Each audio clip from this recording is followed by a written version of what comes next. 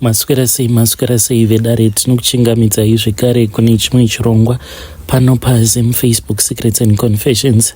Tadzoka zvekare nemamwe mamessages. Rekezai tibva tapinda mumamessages edu atadzoka takakubatirai. Message yedu yekutanga yakamira sekudai so. Hanzi makati zvenyu mukoma, ndinokumbirawo kuti munge muchindiposterawo nyaya yangu makavika chitupa changu. Ndikudawo maadvices kubva kune vedare renyu. So mukoma zvakaitika ndezvekudai, ndakauyawo kuno kuSouth Africa nemurume wangu. Zvino takati tauya kuno, murume wangu ndipo paakabva achizotanga kuita zvechihure zvekuti ndega ndakazosvika pakuneta nazvo. Ndakabva ndati zvainge zviri nani kuti ndinge ndichisiyana naye murume, ndokubva ndachizotanga kushanda ndichishandira umwe muIndia, because apo pandainge ndichishanda basa racho ndainge ndakatoritsvakirwa nemurume wangu. Saka aiti kana tikanetsana paya aibva azonditevera kubasa ikoko. Ndipo apo pandakabva ndachizosarudza kuti zvainge zviri nani kuti ndinge ndichitongosiyana nazvo, because murungu wangu aingogara achingozama kuda kutigadzirisa, but achitonyatsokuona kuti murume wangu ainge ari abusive uye zvekare ainge achiita zvechihure.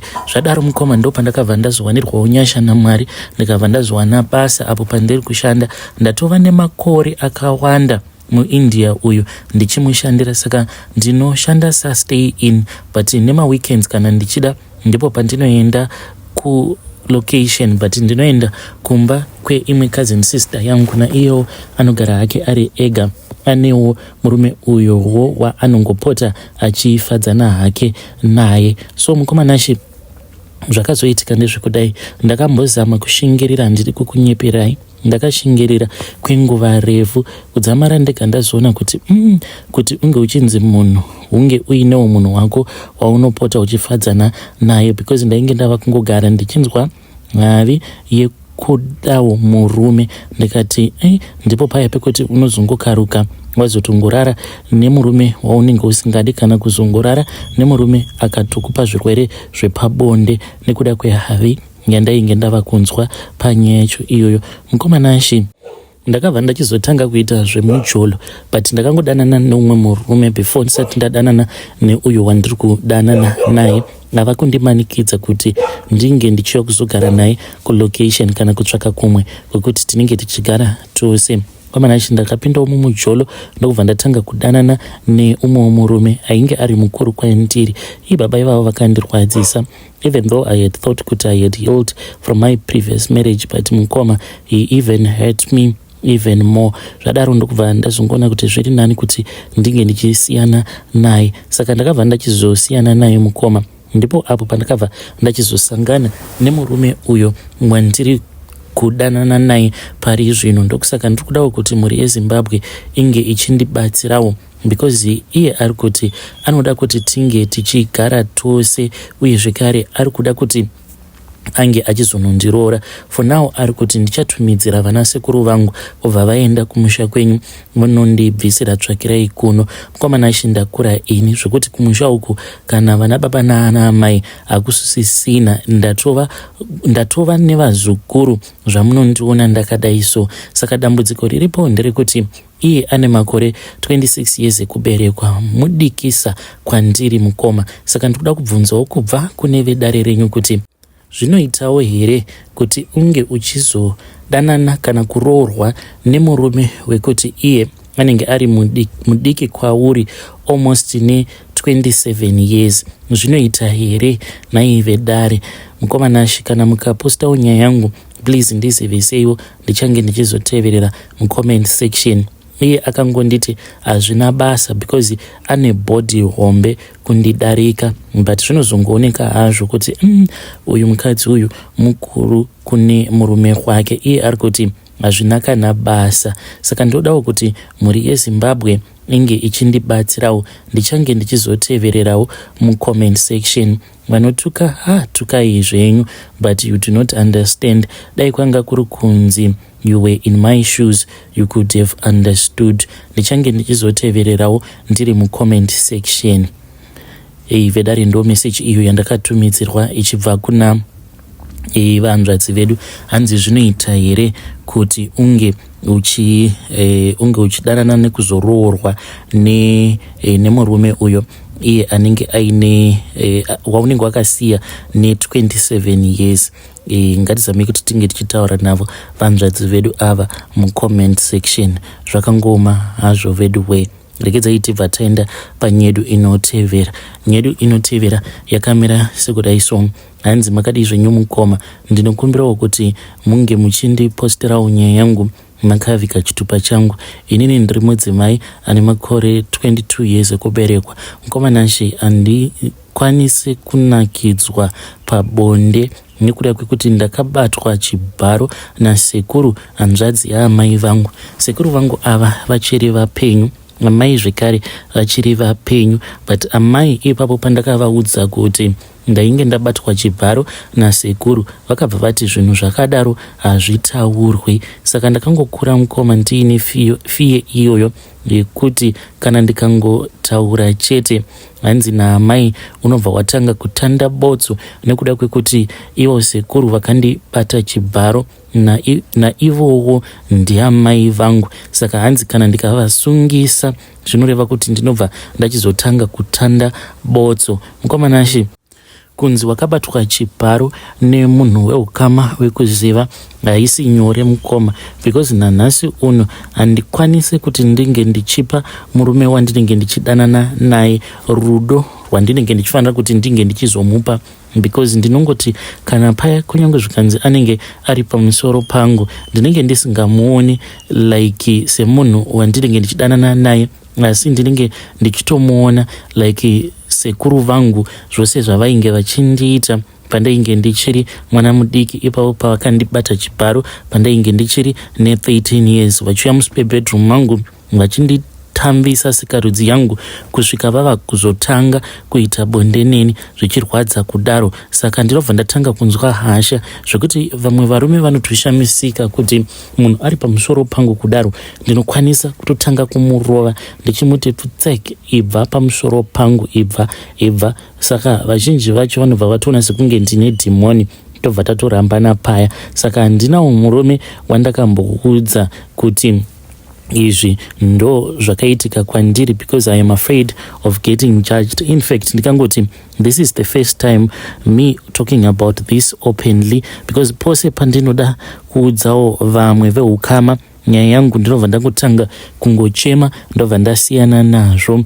Zvakonzeresa kuti ndisada kuona chinonzi munhurume, ende kana marriage handidi kana kuti ndinge ndichimbonzwa munhu anenge achiti anoda kundiroora. So mukomanashi, mubvunzo wangu kubva kune vedare renyu ndewekuti kana kuri kunzi ndikasungisa sekuru, zvishuwa zvandakaudzwa naamai zvinozoitika here zvekuti ndinobva ndatanga kutanda bodzo, because ivo vakati kana ukaita saizvozvo ndinongoenda ndobva ndanorovera zamu rangu pamuhacha. Hanzi unochiona iwe.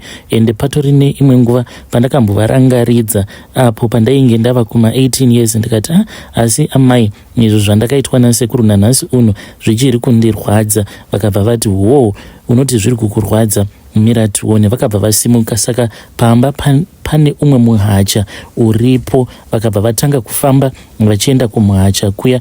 Vakabva vati mira uone zvako. Mukomanachi ndakabva ndazomhanya ndokubva ndavabata ndichiti siyanai nazvo mama, vachiti ivo vainge vachida kunorovera zamu ravo pamuhacha, hanzi kuti ndinge ndichizotambura. Saka mwoyo wangu unorwadza mukoma, handidi kukunyeperai. Kana variko vanenge vachida kundipawo counseling, aiwa vanokwanisa havo kundipa counseling. Chimwe zvekare chinoita kuti ndinge ndichitya vanhu ndechekuti pane umwe murume pandainge ndichiri kuzimu ainge achishandawo nesocial warfare. Saka murume uyu akazosvika pakuinzwa nyaya iyi ndokubva atanga kundiinvita kumba kwake.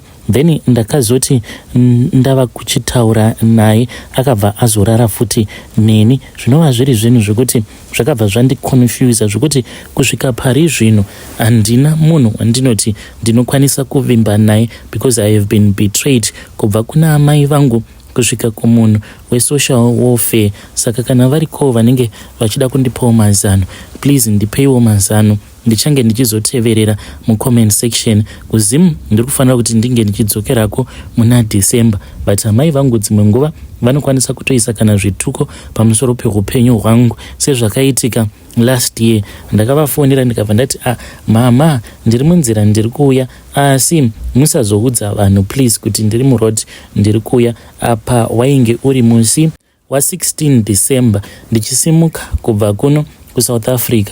Mukomanashi ivo amai vakabva vachizotanga kuudza vamwe vose vehukama nevamwe vana tete mukoma vandakasopedzera kuona ndichitori mwana mudiki. Ndakatongoona vanhu vava kutotanga kutonditumidzira messages. Saka bhazi iro randainge ndakakwira mukoma, even though vachiti bhazi iroro ndo system yaro yekuti rinongoti rikati fambei robva rafa, but ipapo ndakatoona kutoti amai kutoudza kwavakaita vanhu vose kuti musikana ari kuuya kuChristmas, I think kuti vaitotsvaka kuti ndige ndichisimudzirwa mhepo, because bhazi iri rakafa mukoma kubva musi wa17 kuzonosvika musi wa25 ndipo pandakazosvika pamba mukomanashi. Pose apa tainge tingori mudondo, bhazi riya rakafa zvichingonzi makanika ari kuuya. Saka amai vangu munhu uya wekutoti dzimwe nguva vanotondisundiridzira mhepo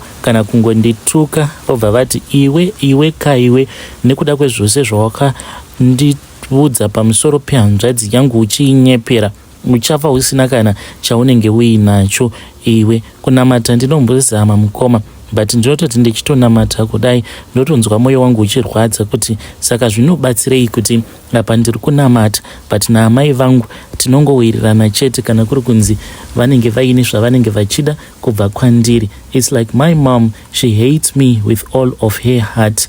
Mukomanashi mukaposta nyaya yangu ndiziviseiwo, ndichange ndichizotevererawo mucomment section. Vedare ndo message iyo yandakatumidzirwa ichibva kuna ndo message yandakatumidzirwa ichibva kuna vanzvadzi vedu. Ngatizamei kuti tinge tichitaura navo vanzvadzi vedu avo mucomment section. Zvakangoma hazvo vedu way, it is very painful, but vanzvadzi hakuna kana kutandabodzwa kwamunomboita.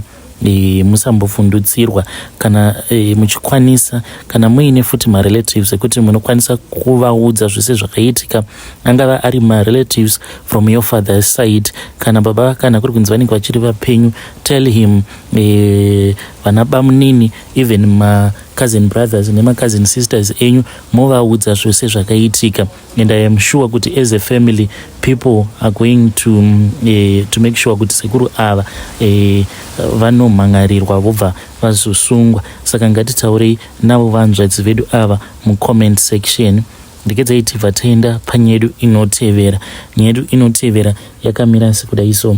Hanzi makadi zvenyu mukoma, ndinokumbirawo kuti munge muchindipostirawo nyaya yangu makavika chitupa changu. So last month takaenda kumusha because pane vamwe vatete avo vainge vakabva mukushaika, but mukoma pane zvandakazoona baba vangu vachiita paguva ravatete, ende ipapo ndingangoti maybe ndimwari vakaita kuti ndinge ndichizovaona ivo baba vachiita zvavainge vachiita. Saka vanhu vose vakati vapararira, ndipo apo pandakabva ndazongotanga kunzwa mudumbu. Mukomanashi ndakangobatwa neumwe mudumbu uya waitoti enda unozvibatsira, otherwise unokwanisa kuzozviitira. Saka dzainge dzichiri kuma 5 am ndakangokaruka mukoma ndabuda panze. Saka ndakati ndichifamba makuva epamba iwo ari padhuze nekutoilet anenge ari kuseri kwematoilet. Saka ndakatoti ndasvika kutoilet kuya, ndipo apo pandakabva ndazongotarira kuseri kwetoilet, hamene kuti ndainge ndichitsvakei.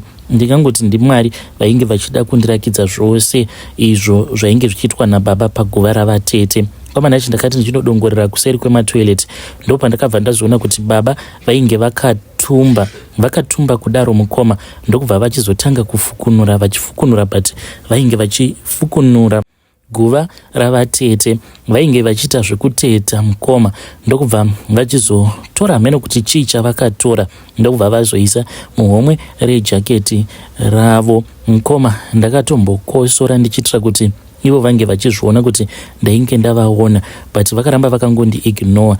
Ndini uyo ndikabva ndazopinda mutoilet ndisingachadi kuti vamwe vanhu vange vachizomuka ende vange vachizoona baba. Mukoma ndakapinda mutoilet but handakana kumbogaramo, ndakangoti ndichingobuda kudai ndikabva ndatoona kuti baba vainge vasisiko kumakuva kuya ndokubva ndazodzokera. Ndakati ndadzokera ndikabva ndatoshamisika kuti ndakasangana naamai vangu vainge vakabata mutsvairo. Saka mutsvairo uyu wavainge vakabata wainge wakanyorova, wakaita kutota mukoma ndokubva vachizotanga kutsvaira paruvazhe nemutsvairo uyo wainge wakanyorova kudaro. Ndakavabvunza ndikati nhai amai, ko mutsvairo uyu wamuri kutsvaira nawo wakanyorova kudai?